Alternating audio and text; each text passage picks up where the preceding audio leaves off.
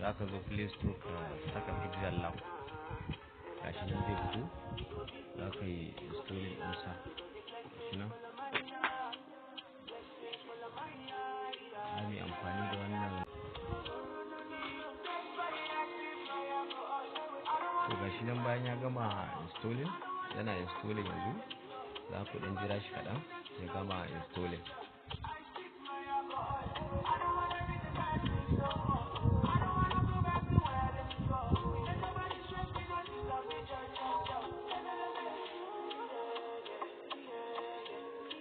To shi nan ya gama, za ka yi open.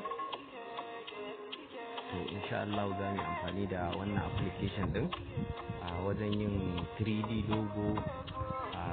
3D logo bari a rubuta a nan,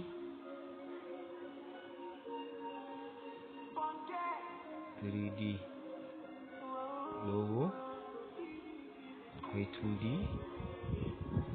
logo, sannan akwai flyers, akwai banners, akwai watermark da sauransu. Insha Allah wannan application din da kuke gani za mu yi amfani da shi wajen yin wayannan abubuwa. Da fatan za ku yi downloading ɗinsa. Insha Allah a shirin mu na gaba za mu shiga yadda za mu yi amfani da wannan application ɗin.